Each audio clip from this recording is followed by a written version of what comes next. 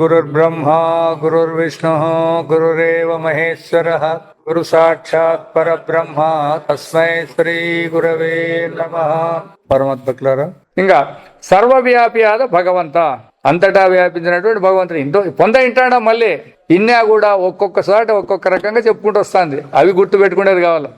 ఎప్పుడు వ్యాపమైనాడని చెప్తాంటారు కదా, మళ్ళా అదే ఎందుకు చెప్పాలా అంటే దాని యొక్క గుర్తు ఇంకో రకంగా ఉంటే చెప్పేసి వస్తుంది. ఇది ಹಿಂದಿನ ವಿವರಣೆಯಲ್ಲಿ ವ್ಯಾಖ್ಯಾನ ಮಾಡಿರುವ ಮಂತ್ರ ವೇದಾಹಂ ಏತಂ అని, వేదాహం ఏతం అని. ఎంపిదర అనంతర శ్వేతాశ్వర ఉపనిషత్తు 12 మంత్రಗಳಿವೆ. దీంట్లో ఇంకా 2 మంత్రాలు ఎక్కువ. ಅನಂತರ ಸರ್ವಾನನ ಶಿರೋಗ್ರೀವರ್ವ ಎಂಬ ಮಂತ್ರವಿದೆ. ಅದರಿಂದ ಮೊದಲನೇ 2 ಮಂತ್ರಗಳನ್ನು ವಿವರಿಸಿ అనంతర ముందువರೆಯలుವುದು ಒಂದು మంత్రವು హీಗಿದೆ. కాబట్టి ఆ మంత్రం చెప్పిన తర్వాత ఈ ముందు మంత్రాలు ప్రారంభించే మొదలు పెడుతుంది. భగవద్గీతలో కూడా అట్టే చెప్పినాడు. ఎక్కడైనా కూడా పరమాత్మ అవినాశి దుర్విధి అని చెప్తాడు చూడండి. అట్ట చెప్పేది ఒక పాయింట్ అంటాడు, మళ్ళా ఇంకో శ్లోకం దాని కిందే చెప్తాడు, ఇంకో రకంగా చెప్తాడు చూడండి అని అంటాడు. మనం ఏదో దాన్ని పట్టుకునేదానికి సిద్ధంగా ఉండాలి. ఒకటి కాకపోతే ఒకటైనా కానీ అర్థం చేసుకుంటేకి. యస్మాత్ పరం నా పరమస్తి కించిదస్మాన్ నాణీనియో నజ్ఞాయోస్తి కశ్చిత్ వృక్షైవి స్తబ్దోదివి ತಿಷ್ಟತ್ಯೇಕಸ್ಥೇ ನೇದಂ ಪೂರ್ಣಂ ಪುರುಷೇಣ ಸರ್ವಂ. ఈ మంత్రದಲ್ಲಿ పురుషుడు నెనసిರುವ పరమాత్మనింద, పురుషుడని ఎప్పుడు అనిపించుకుంటాడని చెప్పినాము. అది అట్లా గెంతు పెట్టుకోండాల. పురుషుడు అని ఎందుకు అన్నారు పరమాత్మని అంటే అన్ని శరీరాలన్నీ పురాల కింద లెక్క. పట్టణాలని కాదు, శరీరాలంటే పురాల కింద. ఆయన ఎందుకు భగవంతుని అంటే అన్ని పురాల్లోనే ఉన్నాడు కాబట్టి పురుషుడు అన్నారు. కాబట్టి పురుషుడు ఈ జగత్తెల్లవు తుంబి ಹೋಗಿದೆ ಎಂದು ತಿಳಿಸಲಾಗಿದೆ. ఇదంతా నిండి నిబిడీకృతమైందన్నమాట ఆ పరమాత్మ నుంచి. ఆ పురుషుడు యారు, ఆ పురుషుడు అంటే ఎవరు ఎంబుదನ್ನು ಹೀಗೆ వివరిಸಿದೆ ఉంది. ఏమని, ಯಾವ పురుషునికి ఎంత మిగిలేద్దాగలి అంటే పరమాత్మ కంటే ఇంకా వేరే ఏదైనా ఉందని గాని మిగిలేద్దాగలి, కీழద్దాగలి పరమాత్మ కంటే తక్కువ ఏదైనా ఉందనకూడదు. పరమాత్మ గొప్పోడు అంటే మళ్ళీ ఇదంతాను అంటే ఇదంతా కూడా ఆయనే. అది మర్చిపోకూడదు. కీలద్దాగలి ఇల్లవో మంచిది అనేది లేదు, ఈ చెడు అనేది లేదు.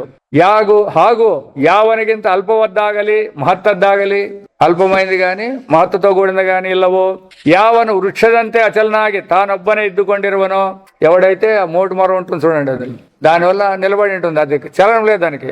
ఇద్దుకొండదు అంతా పురుషునిందలే ఇది పూర్ణವಾಗಿರುವುದು, ఇది పూర్ణమవుతుంది అని. ఇది పూర్ణము అనే దానికి ఒకటి దృష్టాంతం బాగా తెలుసుకోవాలి మనం. ఒక వృత్తం ఉంటుంది అనుకోండి, ఒక వృత్తం ఉంది కదా పెద్ద వృత్తం. ఈ పెద్ద వృత్తంలోంచి మళ్ళా ఇంకో సన్న వృత్తాన్ని బయట తీయండి. ఇప్పుడు ఆ పూర్ణ వృత్తం లోపమైందే లేకపోతే తగ్గిందా లేకపోతే అట్లే ఉందే? ఎన్నన్నా తీయండి మీరు. అందుకే పూర్ణమదం పూర్ణమిదం, అది పూర్ణమే ఇది పూర్ణమే అని.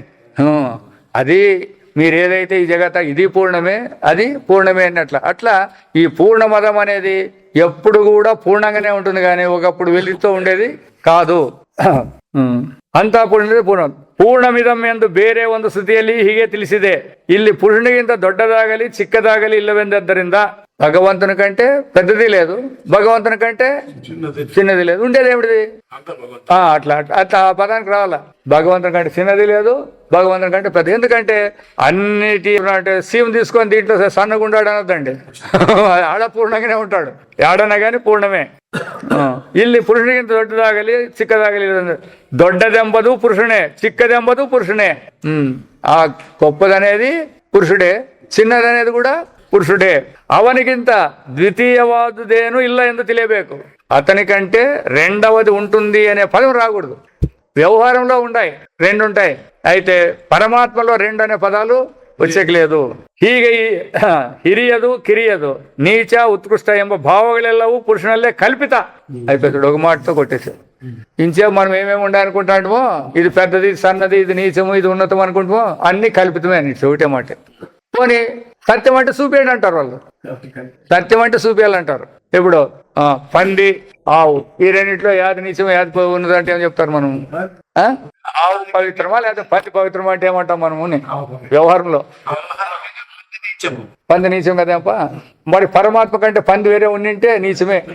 పరమాత్మ నుంచి పంది ఉంటుందే, మరి అప్పుడేమనాలి దాన్ని? వ్యవహారంలో పేర్లున్నాయి అంటే కల్పితాలు దానిలో అనిండేది అదే వ్యవహారంలో కల్పితాలు. ఎట్లా ఇప్పుడు చక్కెర గణపతిని చేసినాం, ఆయన కిరీటం చూసినా ఏమిటిది? అది తలకాయ, కడుపు, కాళ్ళు, మరి అన్ని చక్కెర ఏంటారు కదా. ఒకటి పేర్లు వేరు వేరే ఉన్నాయి. అంత చక్కెర ఏంటి ఎట్లా తయారైన చక్కెర? అట్లా పరమాత్మతోనే ఇదంతా తయారైందని అప్పుడు దీంట్లో మంచిదనేది ఆయనే, చెడ్డదనేది నువ్వు పేర్లు ఎన్నైనా పెట్టుకోవచ్చు, అన్ని కలుపుతాలే కదా. ఆయన తొండము, ఆయన కడుపు, ఆయన కాళ్ళు, కిరీటాలు అన్ని కలుపుతాలే కదా, చక్కెరలో కలుపుతాలే కదా అవన్నీ. అది దృష్టాంతం మనకి. ఆ విధంగానే ద్రాష్టాంతంలో కూడా గుర్తించేది రావాలి మనకి.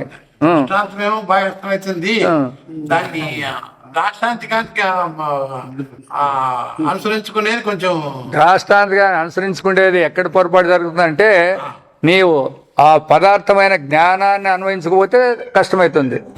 ఆత్మ బ్రహ్మాన్ని పెట్టుకుంటే కుదరదీడ. జ్ఞానం అనేది పెట్టుకుంటే సులభంగా కుదురుతుంది. అర్థమైనా? పరమాత్మ స్వరూపం జ్ఞాన స్వరూపం అని పెట్టుకుంటే సులభము. జ్ఞానాన్ని విడిచేది లేదన్నప్పుడు ఇంకేమైపోయి మీకు?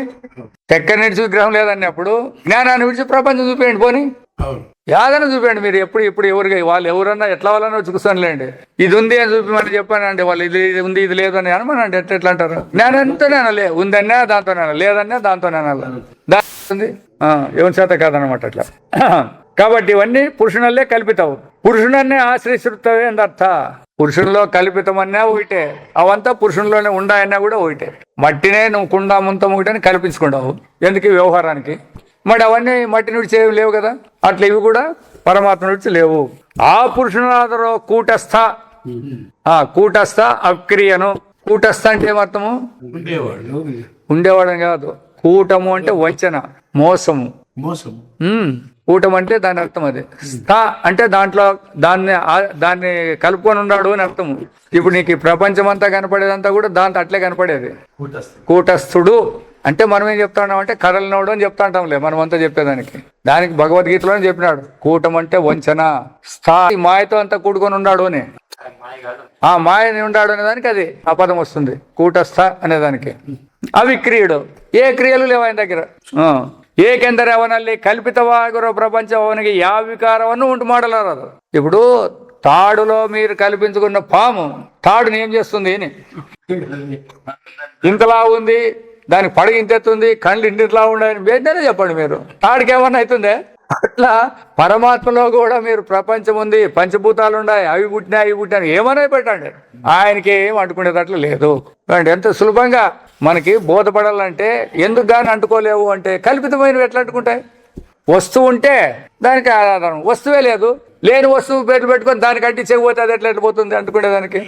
అయ్యలేదు. కాబట్టి అవనల్లి కల్పితవానికి యా వికారವನ್ನು ఉంటలారదు. ఇప్పుడు అతను నిడిచిపెట్టుకొని కల్పితం చేసేకుందే, తాడు నిడిచిపెట్టి భావన కల్పన. ఎందుకంటే ఏదైనా అధ్యాస జరగాలంటే ఒక అధిష్టానం ఉండాలా అని శాస్త్రం. అది కూడా మళ్ళీ తీసేస్తున్నారు, లాస్ట్కి ఒప్పుకోదు అది కూడా.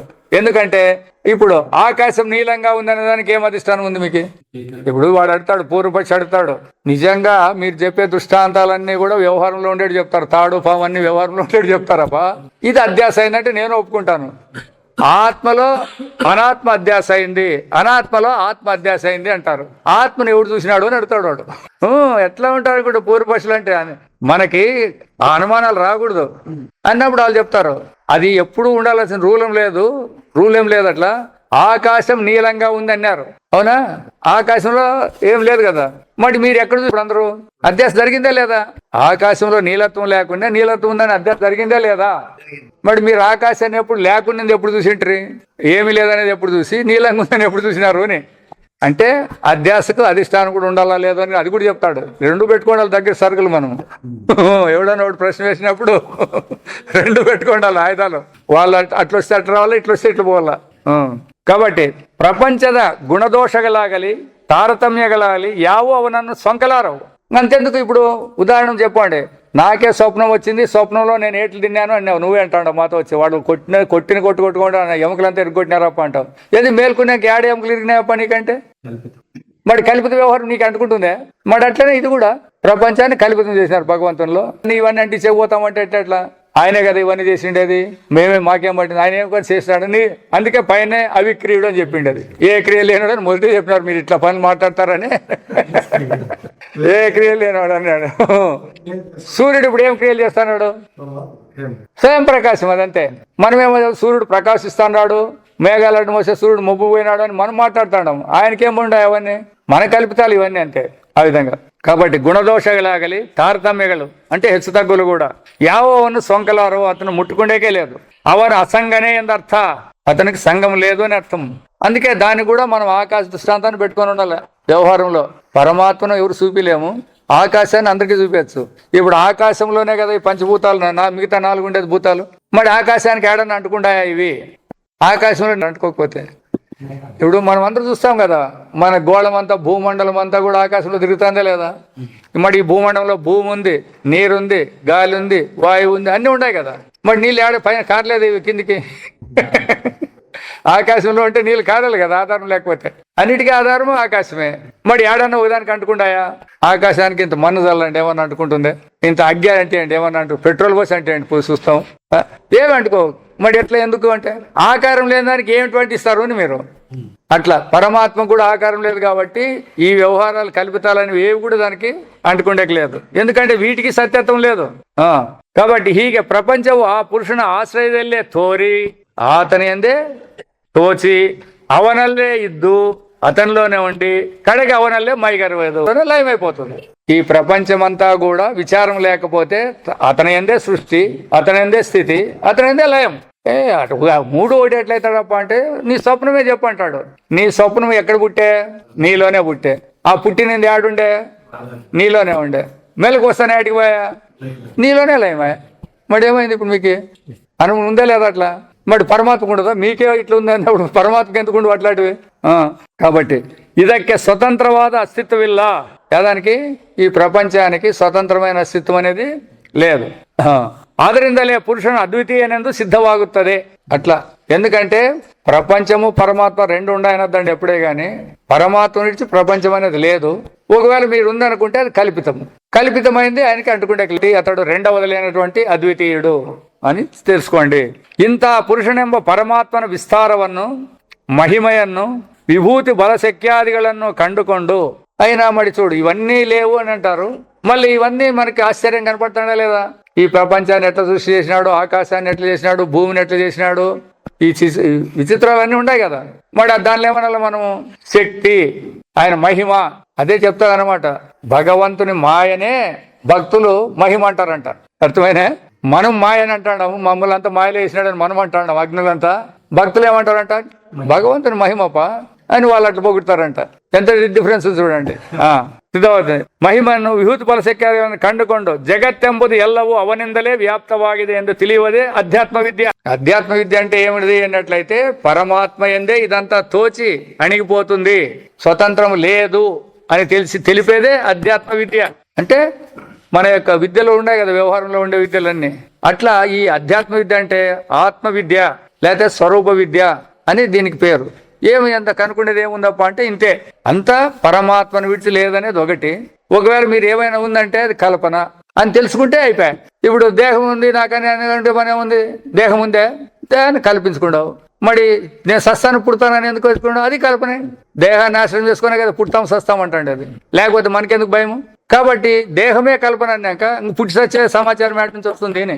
ఆకలి తప్పులు, జరామరణాలు ఏమి వచ్చేకలేదు. అందుకే మూలాన్ని గుర్తిస్తే అన్ని పటాపంచలేదు. దాన్ని విచారం చేస్తే ఇది ఇట్టే ఉంటుంది నేను చెప్పుకున్నా కూడా. ಈಗ ಮತ್ತೊಂದು ಮಂತ್ರವನ್ನು ವಿಚಾರ ಮಾಡೋಣ. ಇಂಗೋ ಮಂತ್ರವು చెప్తాడు. తదో యదుత్తరతరం తదరూప మనామయం ఏ తద్విరు మృతాస్తే ಭವಂತದೇತರ ದುಃಖಮೇವಾಪಿ ಅಂತಿ. ಈ ಮಂತ್ರದಲ್ಲಿ ಕಾರ್ಯಕಾರಣ ವಿಲಕ್ಷಣವಾಗಿರುವುದೇ ಬ್ರಹ್ಮವೆಂದು ತಿಳಿಸಲಾಗುವುದು అని. ఇది ఇంకో పాయింట్. ఇప్పుడు వ్యవహారంలో మనకంతా కార్యకారణ ప్రక్రియ ఉండేది. కారణాన్ని విడిచి కార్యాలు లేవు. ఏదన్నా చెప్పండి, కారణం ఉండాలా, దానికి కార్యం ఉండాలా. జగత్తు ఉంది, ఇది కారణం, దీనికి కారణం పరమాత్మ కారణము, జగత్ అనేది కార్యం. ఇట్లా కార్యకారణం అనేది చెప్పుకుంటూ వస్తాను. అయితే ఈ కార్యకారణానికంటే విలక్షణంగా ఉండేదే పరమాత్మ స్వరూపము అని ఇప్పుడు చెప్పేది. అందుకే ఒక ప్రక్రియ ఒకటి చెప్పినప్పుడల్లా కూడా ఆ భేదాలన్నీ మనం గుర్తుపెట్టుకొని ఉండాలన్నమాట. ఉపనిషత్తుಗಳಲ್ಲಿ సుఖ లోక ప్రసిద్ధవాద కార్యకారణ ప్రక్రియను అంగీకరిసి ఉపనిషత్తులలో ఈ పరమాత్మ తత్వాన్ని సులభంగా చెప్పేదానికి, కష్టంగా చెప్పేదానికి కాదు. సుఖావబోధకాగి అంటే ఆ బోధ అనేది సుఖంగా ఉండాల. ఏ ఇది వినేదానికి చాలా కష్టంగా ఉంది, లేచిపోతాం అనేటట్లు కాదు. ఆ విధంగా చేసేదానికోసమై లోక ప్రసిద్ధవాద, అందరికీ తెలుసు జగత్ అనేది సృష్టి అయింది, ఈ జగత్తును భగవంతుడు సృష్టి చేసినాడు అనేది ఎవడని చెప్తాడు ఈ మాట. ఇది లోక ప్రసిద్ధము అని అంతే. లోక ప్రసిద్ధవాగా కార్యకారణ ప్రక్రియ అంగీకరిసి, దానికేం ఒప్పుకోదు. అది కార్యకారణ ప్రక్రియని ఉపనిషత్తులో ఒప్పుకునేదే లేదు. అయితే మన కోసము బోధ చేసేదానికోసము దాన్ని అంగీకరించి, అదే అందుకే చెప్పాలా, అధ్యారోప దృష్టితో వేదాంతం చెప్పాలనేది దీన్నే. అధ్యారోప దృష్టే లేదు మన వాళ్ళ దగ్గర, ఇంకెప్పుడు చెప్తారు వేదాంతము? ಬ್ರಹ್ಮಸ್ವರೂಪವನ್ನು ಲಾಗಿದೆ ಈ ಪರಮಾತ್ಮ ಸ್ವರೂಪನ ಅಕ್ಕಡక్కడ ಪ್ರತಿಪಾದಿಸಬಡಿನದು. ಪ್ರಪಂಚವನ್ನು ಕಾರ್ಯವೆಂದು ಬ್ರಹ್ಮನನ್ನು ಕಾರಣವೆಂದು ಹೇಳಿರುವುದು ನಿಜವು. ಆದರೂ చెప్పిండేదే నిజమే, అయినప్పటికీ అది కార్యకారణ భావాన్ని స్థిరగొలుసోదక్కగల. మీరు ఇలా ఏమంటారంటే ఉపనిషత్తులు చెప్పినారు కదా, మీరు కూడా అడుగుతుంటారు కదా, భగవంతుడు చెప్పినాడు కదా నేనే సృష్టించలేకర్త అని మీరు కూడా అడుగుతుంటావు. సృష్టించలేకర్త అనే ఎందుకు చెప్పినాడు? శాస్త్రం చెప్పింది. అది ఎందుకు? నీకు పరమాత్మ తత్వాన్ని తెలిపేదానికోసరము అనువాదం చేసి చెప్పింది. అనువాదం చేసేదే అది. అదే ఈ మాట ఇప్పుడు ಬ್ರಹ್ಮಸ್ವರೂಪ ಪ್ರಪಂಚವನ್ನು ಕಾರ್ಯವೆಂದು ಬ್ರಹ್ಮನ್ನು ಕಾರಣವೆಂದು ಹೇಳಿರೋದು ನಿಜವು. ಆದರೂ ಅದು కార్యకారణ భావాన్ని స్థిరగొలిసేదక్కగల. అంటే కారణం అనేది ఒకటి ఉంది, కార్యం అనేది అవుతుంది అని స్థిరపరిచే కాదు. ఇప్పుడు స్కూల్లో లెక్కలు చెప్తారు చూడండి, ఆ ఎక్స్ అనుకో అని అంటారు. ఎక్స్ అనుకునే జవాబు ఏమది? అదే మొదటి ఎక్స్ అనుకోమన్నాడా లేదా? ఎందుకు అనాలప్ప మాట అంటే అది బోధ చేసే కనాలా. అట్లా ఈడు కూడా అంగీకరిస్తారనమాట అని, అంతే. అదే ఎక్సే ఆన్సర్ కాదు, ఎక్స్ వేరే ఆన్సర్ వస్తుంది మళ్ళీ. ఆ విధంగా ಮತ್ತೇನೆಂದರೆ ಕಾರ್ಯವು ಪ್ರತ್ಯಕ್ಷವಾಗಿದ್ದು ಎಲ್ಲರಿಗೂ ಗೋಚರವಾಗಿರುವುದರಿಂದ. చూడండి, ప్రపంచం అందరికీ కనపడుతుంది. చదువుకున్నవానికి కనపడుతుంది, చదువు లేనివానికి కనపడుతుంది, జ్ఞానికి కనపడుతుంది, అజ్ఞానికి కనపడుతుంది. అందరికీ ప్రత్యక్షంగా ఉండేదాని వలన ಅದನ್ನು ನಿಮಿತ್ತವಾಗಿ ತೆಗೆದುಕೊಂಡು దాన్నే నిమిత్త కారణంగా తీసుకొని కారణವನ್ನು గుర్తిస్తా ಹೋಗ್ಬೇಕು. ఇప్పుడు ప్రపంచం కనపడతాను కదప్ప, అది స్వతంత్రంగా ఉంటుందే, అది స్వతంత్రంగా పుట్టిందే అని ప్రశ్నలు వేస్తాడు మీకు. మీరే లేదంటారు. మరి ఎట్లా? ఎవడోడు పుట్టించినాడు, పరమాత్మ గిరమాత్మ ఎవడో సృష్టికర్త ఒకటి ఉన్నాడప్ప అంటారు. అట్లా సృష్టికర్త కారణానికి పంపించు కదా. అట్లా దీన్ని నిమిత్తంగా చేసుకొని కారణాన్ని వైపు చూపిస్తుంది శాస్త్రం. మరి ఇక్కడ శాస్త్రానికి లక్ష్యం ఏమనేది మనం గుర్తుపెట్టుకోవాలి. కార్యాన్ని చెప్పేకి రాలే, కారణాన్ని గుర్తించే తెలియజేసే శాస్త్రం వచ్చిండేది అనేది మనకు దృష్టి ఉండాలి. అయితే కారణాన్ని ఇచ్చిపెడతారు మన వాళ్ళు, కార్యంలోనే కొట్లాడే కూర్చుంటారు. అది వచ్చిండేది. ಕಾರಣವನ್ನು ಗುರುತಿಸ್ತಾ ಹೋಗ್ಬೇಕು. ಎಲ್ಲಿ ಆ ಕಾರ್ಯಕಾರಣ ಪರಂಪರೆಯು ನಿಲಗಡೆಯಾಗಿ ಬಿಡುವುದೋ. సరే, ఇప్పుడు ప్రపంచానికి కారణం భగవంతుడు. భగవంతునికి కారణం ఎవరు అంటే నిలబడిపోతారు. అదే అట్లే తీసుకుంటారు అనమాట. ఇప్పుడు విషయాలు ఉన్నాయి అని అంటున్నారు మీరు. విషయాలు అనేటివి కార్యం. మరి దీనికి కారణమే అవి ఇంద్రియాలు. ఇంద్రియాలు ఉంటేనే, లేకపోతే విషయాలు లేవు. కాబట్టి ఇంద్రియాలు కారణము, విషయాలు కార్యం. పోనీ ఇంద్రియాలు సత్యమా అంటే మనస్సు కారణము, ఇంద్రియాలు కార్యము. పోనీ మనస్సు సత్యమా అంటే బుద్ధి కారణము, మనస్సు కార్యము. బుద్ధి అంటే నేను, అహంకారం ఉండాలి. అహంకారం కారణము, బుద్ధి అనేది కార్యము. ఈ అహంకారం సత్యం అంటే ఆత్మ ఉనికితో ఆత్మ కారణము ఇదైపోయింది. ఇంకా ఆత్మ కారణం అంటే ఇంక చెప్పేయలేదు. ఇంకా దానికి ఎవరైనా చెప్పకపోతే అట్టే చెప్పుకుంటూ పోల్సిందని పెంచేపుణ్య వాటికి బంద్ అవుతుంది. అట్లా ఇక్కడ కూడా ఈ విధంగా కార్యకారణాలు మీరు వెతుకులాడుతా పోయి ఇంక చెప్పేకి రాదు, నిలబడతారు చూడండి. అక్కడ ಕಾರ್ಯಕಾರಣ ಪರಂಪರೆ ನಿಲಗಡೆಯಾಗಿ ಬಿಡುವುದೋ ಆ ಕೊನೆಯ ಕಾರಣ ವಸ್ತುವೇ ಪರಬ್ರಹ್ಮವೆಂದು, ಅದು ಪರಮ ಕಾರಣವೆಂದು నిర్ణయించలాగుವುದು. అదే అన్నిటికీ కూడా ఆధారమైండేది, అదే కారణము ఇవన్నిటికీ కూడా అని అక్కడ నిర్ణయం పడుతుంది. కారణವನ್ನು ಅರ್ಥಕೊಂಡಲ್ಲಿ ಕಾರ್ಯವೆಲ್ಲ ಅರ್ಥಂತವಾಗುವುದು ಎಂಬ ನ್ಯಾಯದಿಂದ. ఎప్పుడు కారణాన్ని గుర్తిస్తే దీన్నంతా విచారం చేయాలా మీరు? కారణం ఉందంటే ఇదంతా దాంట్లో ఉంటుంది అని ఒక మాట తెలిసిపోయి కదా. అది ఉంది, అదెందుకు వచ్చింది, ఇది ఉంది, ఇదెందుకు వచ్చింది అని ఇట్లా ప్రశ్నలు వేసే పని లేదు. కారణంలో అన్నీ ఉంటాయి ఒకే మాటతోనే. కాబట్టి ಕಾರಣ ಅರ್ಥಕೊಂಡು ಕಾರ್ಯವೆಲ್ಲ ಅರ್ಥಂತಾಗುವುದು ಎಂಬ ನ್ಯಾಯದಿಂದ ಬ್ರಹ್ಮವನ್ನು ಅರ್ಥಕೊಂಡರೆ ಎಲ್ಲವನ್ನೂ ಅರ್ಥಂತಾಗುತ್ತೆ ಎಂದು ప్రయోజనವನ್ನು ತಿಳಿಸಲಾಗುವುದು. ఏ ఒక్కదాన్ని తెలుసుకుంటే అంతా తెలుసుకుంటారు అనే దానికి ఇది. కారణాన్ని గుర్తించినామంటే అంటే పరమ కారణాన్ని గుర్తించాలి, ఒకే కారణం కాదు ఇక్కడ. ఇంకా దానికి మళ్ళా కారణం అనేది ఉండకూడదు. అట్లా దాన్ని తెలుసుకున్నామంటే కార్యాలన్నీ కూడా దాంట్లో అంతర్గతమే. ముందు వరదు పరమకారణ బ్రహ్మವೆಂಬುದು ಕಾರಣವೆತ್ವೆಂಬ ಉಪಾಧಿಯನ್ನು ಮೀರಿದ ಅಕಾರಣ ಸ್ವರೂಪವಾಗಿದೆಂದು ప్రతిపాదలాగుತ್ತದೆ. మళ్ళీ ఇట్లా లేదు. ఇప్పుడు పరమాత్మే కారణం అని ఆడికి నిలబెడితే అక్కడ ఆయన దెబ్బ వస్తుంది. ఒకటి కారణానికి కట్టుబడినాడంటే పరమాత్మగా ఉండేకలేదు. మళ్ళీ ఏం చెప్తుంది, ఇంకా ముందుకు పోతే అకారణము అని చూపిస్తుంది అనమాట. కారణమే లేదు. ఇప్పుడు సృష్టి అయిందని అంటున్నాం కదా మనం. సృష్టి ఎందుకు అయిందంటే ఏం చెప్తారు ఎవరైనా కానీ? మనం వేదాంతం తెలుసుకునేది కాదు, సామాన్యంగా జనము. దేవునికి ఏం పట్టింది సృష్టించేకి? ఇదంతా సృష్టి చేసి ఆయన ఏం భోజనం చేయాలనుకున్నాడు అని ఒకటి. రెండవది, ఆయన సృష్టి చేసినాళ్ళే మనం ఏం భోజనం చేస్తాం ఇక్కడంతా? నా బ్రష్ పడి తిరుగుతాం. మరి ఇక్కడ ఏమైనా ప్రయోజనం ఉంది అని సృష్టితో? అట్లా మళ్ళీ తీసుకొస్తుంది అనమాట. ఇదంతా కూడా తప్పు తెలివితో వచ్చినది కాబట్టి పరమాత్మ కారణము కాదు, ఈ జగత్తు కార్యము కాదు అని విలక్షణమైన స్వరూపం అని చెప్పేసి ఇట్లా తీసుకొస్తారనమాట. ఇది మార్గము. కారణత్వం ఉపాధిಯನ್ನು మీరిదా, కారణత్వాన్ని మీరినటువంటి అతీతమైన అకారణ స్వరూపವಾಗಿದೆ. ఏ కారణం లేదు. ఇప్పుడు భగవంతుడికి సృష్టి చేసేకి ఏం కారణం ఉంది?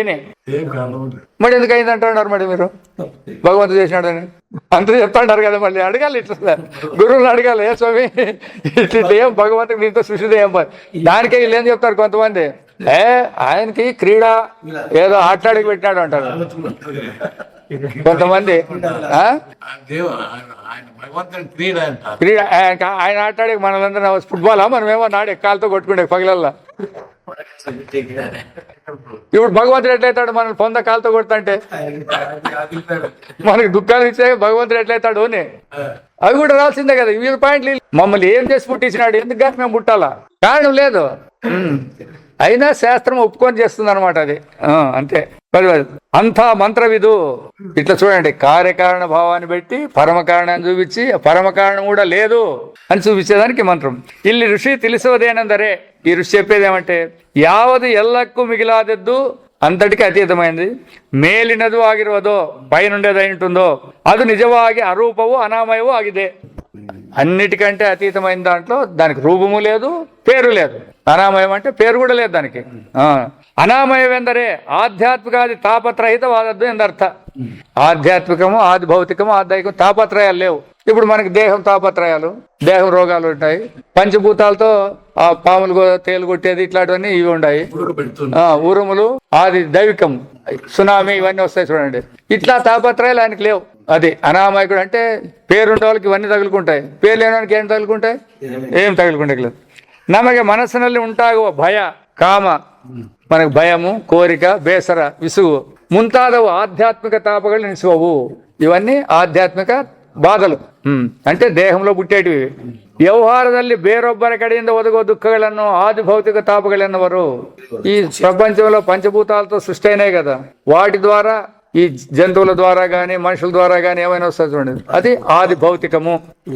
ఉదాహరణకే ಇದು ಸುಲಭంగా మనకే చెప్తాడు, మగను పరీక్షೆಯಲ್ಲಿ ಫೇಲ್ ಆದರೆ ತಂದೆಗೆ ಆಗುವ ದುಃಖ ఇత్యాది. వాడు ఫెయిల్ అయితే ఈయనకేంటి నొప్పి? అది ఆది భౌతిక దుఃఖాలు. నీకు రోగాలు వస్తే అది బాధ పరే, వాడు ఫెయిల్ అయితే నీకెందుకు బాధ అని. కొడుకు వాడు వేరే నువ్వు వేరే ఉండవు కదమ్మా మరి దానికి ఇత్యాది. ಇನ್ನು ಅಧಿದೈವಿಕ ತಾಪವೆಂದರೆ ಚಳಿ, ಬಿಸಿಲು, ಮಳೆ, ಸಿಡುಲು ಮುಂತಾದ ನಿಮಿತ್ತಗಳಿಂದ ಒದಗುವ ದುಃಖ. వర్షం వస్తేనో ఉరుములతోనో మెరుపులతోనో దెబ్బలు ఇట్లా. ఇంత ಯಾವ ತಾಪವಿಲ್ಲದ తాపత్రహితవాద, ఏ తాపత్రయాలు లేనటువంటి బ్రహ్మ పదవియే మోక్షము. అటువంటి స్థితినే మోక్షం అంటారు అంతే. అదే కొత్త వేరే పదం కాదు, అది చచ్చినోనికి మోక్షం అని కాదు. ఇది ఈ ముక్తి ఎంబదే బ్రహ్మద స్వరూಪ. మోక్షమన్న పరమాత్మే, పరమాత్మన్న మోక్షమే. ఆ రెండు వేరే కాదు. ಅದರಿಂದ ಅನಾಮಯವು, దానికి పేరు లేదు. బ్రహ్మವನ್ನು శాస్త్ర ఆచార్య ఉపదేశಗಳಿಗೆ అనుగుణವಾಗಿ అరిదంತೆಲ್ಲ ನಾವು ఎంత విన్నట్లయితే, ఒక్కొక్కటి విన్నట్టల్లా సంతోషమే. ఇవి ఒక తూరి వింటే మళ్ళీ తూరినంటే మళ్ళీ ఇంకా సంతోషం అవుతుంది. ఇట్లా ఎందుకు అంటే అప్పుడేదో మొదటి ఊరిని వింటాం, అట్లా తర్వాత రెండో తూరినేటప్పుడు దాని మీద కొంత మననం చేసి ఉంటాం చూడండి, ఇంకా కొంత బాగా అర్థమయ్యేదానికి ఉంటుంది అనమాట. అట్లా అరితంతెಲ್ಲ ಅದು కేవಲ సత్తిన్ మాత్రవు, సత్తు చిత్తు, ఈ విధంగా అద్వితీయవు, రెండవది లేనిది, కారణత్వ వినిర్ముక్తవు, కారణత్వాన్ని కూడా పోగొట్టుకున్నటువంటిది. నేతి నేతి నా ఇతి ఇది కాదు ఇది కాదు ఎంబ నిర్విశేష స్వరూపం ఆగిరవదెందు ఏ స్వరూపం లేనటువంటి తిని మనదట్టాగలిదే గుర్తవుతుంది అనమాట. అది ఈ విధంగా విచారం చేసి శాస్త్రాచార్యుల ద్వారా విన్నట్లల్లా ఆ అనుభవాన్ని మనం పొందించుకున్నట్లల్లా కూడా మనకి గుర్తింపు వచ్చేస్తుంది. యావ మహనీయురు ఇంత బ్రహ్మజ్ఞానం పಡೆದುಕೊಂಡಿರುವರೋ ఎవరు ఇటువంటి పరమాత్మ ప్రాప్తిని అనుభవాన్ని పొందింటారో ಅವರು ಅಮೃತರಾಗುವರು, ಮರಣಂ లేదు. ಇನ್ನು ಉಳಿದವರು ದುಃಖಗಳಾಗಿಯೇ ಬಾಳುತ್ತಾರೆ ಎಂಬುದು ಋಷಿ ಅಭಿಪ್ರಾಯ. ఆత్మతత్వాన్ని తెలుసుకోలేదంటే దుఃఖంతో కూడుకున్న వాళ్ళు ఏడన పుట్టండి మీరు, స్వర్గలోకంలోనైనా పుట్టండి అండి, ఇంకా యా లోకాల్లోనైనా పుట్టండి అండి, ఏడు పుట్టినా మీరు దుఃఖంతో ఏడ్చుకుంటుండాల్సిందే మీ బతుకులంతా. కాబట్టి ఆత్మజ్ఞానం ద్వారానే ఈ యొక్క ఆనంద స్వరూపం అనేది కూడా మనకు లభ్యమవుతుంది అని ఆ ఋషి యొక్క అభిప్రాయము అని చెప్పి చెప్పినాడు. ఓం సోమా సద్గమయ సోమా జ్యోతిర్గమయ మృత్యోర్మా అమృతంగమయ.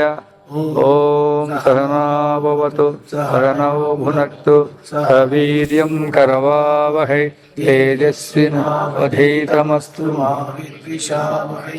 ఓం పూర్ణమిదం పూర్ణాత్ పూర్ణముదచ్యతే పూర్ణస్య పూర్ణమాదాయ పూర్ణమేవావశిష్యతే. ఓం శాంతి శాంతి శాంతి.